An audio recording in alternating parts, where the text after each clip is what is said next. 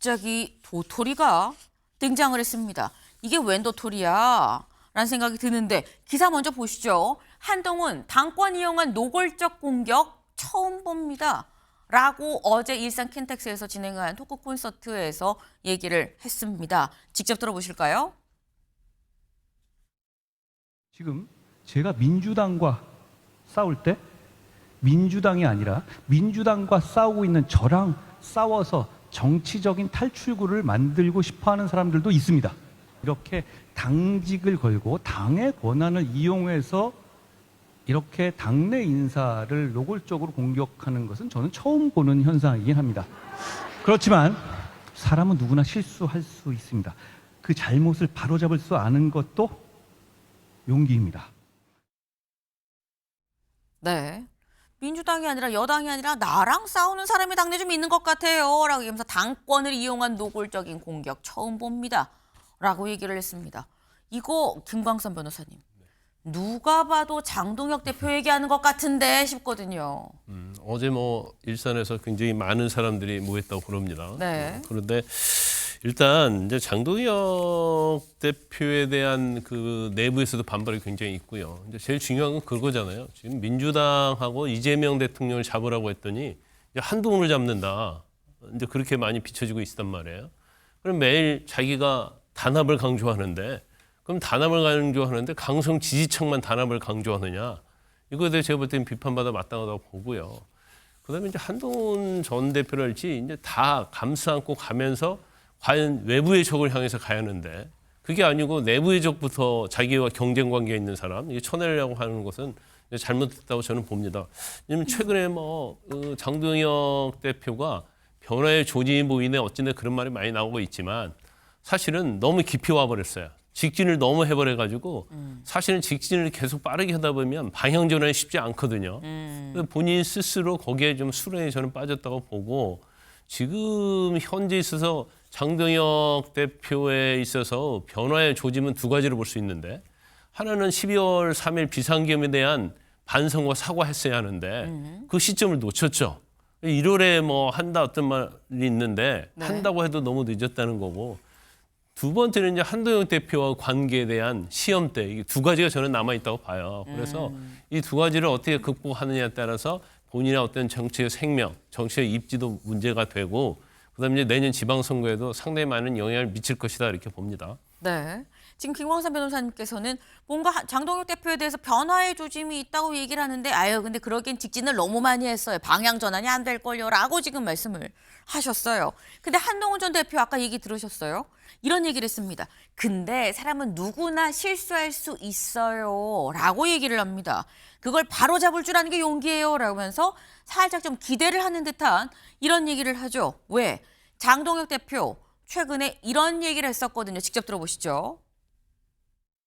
그리고 우리는 변화할 준비가 되어 있고 그 변화의 맨 앞에 제가 서겠다고 말씀드렸습니다. 지난 100일 넘게 저는 우리 당원들의 마음을 우리 지지자들의 마음을 하나로 모으기 위해 지금까지 달려왔습니다. 변화를 위해 달려갈 수 있는 힘을 모으기 위해 지난 100일을 달려왔습니다. 국민 속으로 들어가자고 지난 100일을 달려왔습니다. 국민의힘의 변화를 지켜봐 주십시오. 그리고 국민의힘의 변화를 응원해 주십시오. 오늘 네. 100일을 달려왔습니다. 100일을 달려왔습니다. 한참 얘기를 하고 마지막에 뭐라고 얘기를 하느냐 이렇게 얘기하죠. 이제 국민 속으로 들어가는 국민의힘으로 변화해야 될 시점입니다. 사실 이 저희가 보여드린 영상에는 명확하게 나오지 않았습니다만 14분 동안 연설을 하는데 무려 14번이나 변화라는 말을 썼다라는 거예요. 한 분당 한 번 걸로 계속 변화를 얘기했다라는 건데 그래서 나오는 얘기가 서울신문 같이 볼까요? 한동훈 여안이 나와 싸우나 장동혁 외연 확장 로드맵 예고를 했다라는 거죠. 네. 지금 한동훈 전 대표는 사람이 실수할 수도 있어. 다시 바로 잡으면 돼라고 지금 얘기를 하고 있는데 관건은 장성민 의원님. 장 대표가 한동훈 전 대표와 손을 잡을 생각이 있다고 봐야 되는 겁니까? 선명야당의 대표고 그리고 네. 거대 여당인 민주당한테 지금 싸워야 될 대표 장동혁 대표 아니겠습니까? 네. 저는 상당히 고통스러운 난안을 보낼 수밖에 없는 그런 상황이라고 봅니다. 당대표로 뽑아놓으면 그냥 지지율도 민주당을 따라잡고 해야 되는데 지금 국회에서 할 수 있는 게 아무것도 없지 않습니까? 그렇다고 해서 선진화법이 없어가지고 법사위에서 강제로 진행되는 것을 막을 수도 없는 상황이고 그리고 장외투쟁을 하다 보면 또 당내에서도 왜 장외투쟁은 중도층을 겨냥이라 그렇게 하는 거고 결국은 당의 주인은 누굽니까? 당원안이지 않습니까? 당원들이 갈라져 있습니다. 한쪽은 한동훈을 빨리 없애라, 제거해라. 그런 강력한 주장을 하는 당원들이 많고 네. 또 한쪽에서는 중도층을 겨냥해라. 그런 또 주장도 있고 그렇기 때문에 장동혁 대표는 당 대표로서 당을 추스려야 됩니다. 당을 네. 추스리라는 것은 물론 국회에서 민주당과 싸우는 것도 있지만 싸워도 싸움이 되지 않습니다. 그럼에도 불구하고 그러면 무엇을 해야 되냐.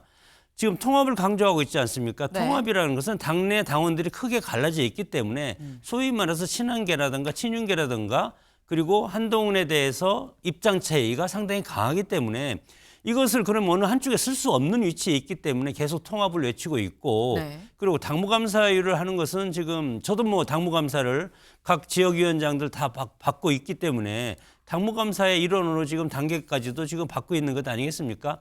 이런 것들은 어떤 당원들의 요구를 수용하기 위한 당대표의 교육 지책이라고 생각이 들고 지금 진퇴양난이다. 어떤 한쪽을 선택하면 한쪽 당원 50만 명이 날아가고 그리고 이쪽을 선택하면 나머지 50만 명이 탈당한다고 하고 그렇기 때문에 선명야당으로서 갈기 위한 교육지체이고 일단 당대표 입장에서는 어느 한쪽에 쓸 수 없기 때문에 확실하게 내 의견을 밝힐 수 있는 그런 타이밍이 아직은 오지 않았다고 생각이 들고 상당히 안타까운 지금 순간이 계속되고 있다고 봅니다. 지금 말씀을 들어보면 장동혁 대표 입장에서 손을 잡을 수도 없고 안 잡을 수도 없고 진퇴양난이다라는 말씀을 하신 거예요. 고민이 깊을 수밖에 없다라는 거죠. 그래서 나오는 얘기가 동아일보 같이 볼까요? 변화 외친 장동혁, 당계 논의 보류 분위기가 있긴 있는데 근데 당내에선 몰라 행동 지켜봐야 돼라는 얘기가 같이 나오고 있다라는 거예요. 당계 논의를 보류해서 아예 없는 것처럼 스르륵 하면 이건 손을 내밀었다, 안고 간다, 같이 간다 라는 걸로 해석이 될 수 있는데 모르겠어. 진짜 그럴까? 말씀처럼 약간 이도 저도 뭔가 명확하게 지금 서지 않은 상황이다 라는 얘기가 되는 거죠. 특히나 한동훈 대표랑 또 손을 잡자니 장동혁 대표 입장에선 이게 또 눈에 밟힐 수도 있겠다라는 생각도 들긴 듭니다. 한 전 대표 어제 토크 콘서트 몇 명이 모였는지 눈으로 확인해 보시죠.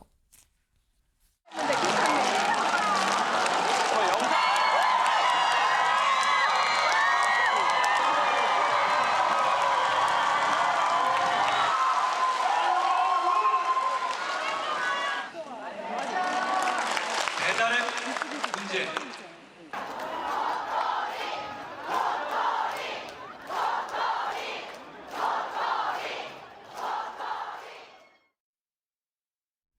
네, 지금 사람이 꽉 들어찬 거 보셨나요? 일산 킨텍스입니다. 일산 킨텍스 가보신 분은 아시겠지만 저게 좁은 곳이 절대 아니에요. 근데 복도까지 꽉 찼다라는 거죠.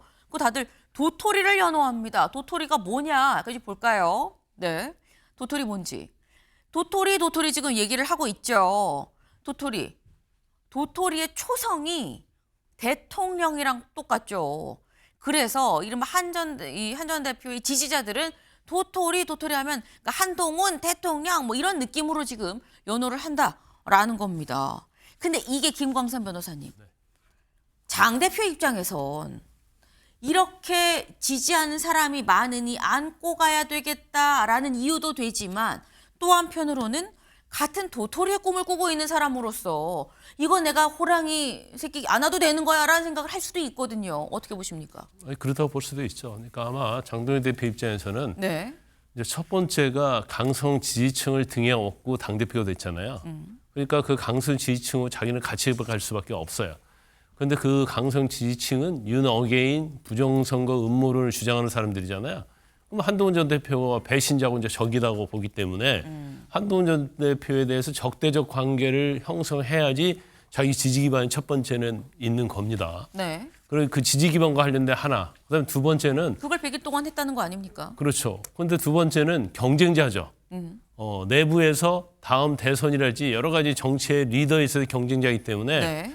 이걸 어떻게든지 쳐내야지 이제 자기가 어떻게 보면 입지가 공고해질 수 있다 이런 생각을 할 거예요. 그런데 이제 문제는 뭐냐면 강성 지지층만 계속 안고 가면 국민의힘이 제대로 된 길을 안 가기 때문에 리더십에 문제가 생기기 때문에 자기 정치 생명이 위험해지는 거고 그런다서 또 한동훈 전 대표가 같이 가려고 하면 그 강성 지지층이 반대를 하는 거고 그래서 이걸 또 쳐내고 가려고 하면 또 국민의힘이 유상이랄지 반대 세력이 워낙 많기 때문에 그런데 제가 볼 때는 큰 정치 하려면요. 네. 대승제로 가는 거예요. 그래서 국민의힘이 잘 되려면 어떻게 돼야 하느냐를 생각을 해야지 네. 자기의 어떤 조그만 정치 유상을 어떻게든지 생명 연장하려고 그런 식으로 가면 그러면 결국 보수랄지 국민의힘은 사실은 쫄망할 수밖에 없는 상황이 될 수 있는 거죠.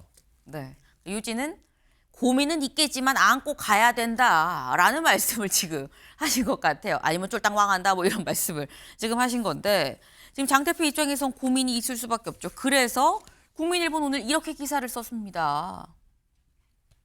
변화 14번 외친 장동혁, 윤철현 한 갈등이 역량의 시험대다라는 거예요. 시험대 위에 오른 장동혁 대표가 어떤 판단을 내릴지 주목이 좀 됩니다. 다음 키워드로 넘어가 볼까요?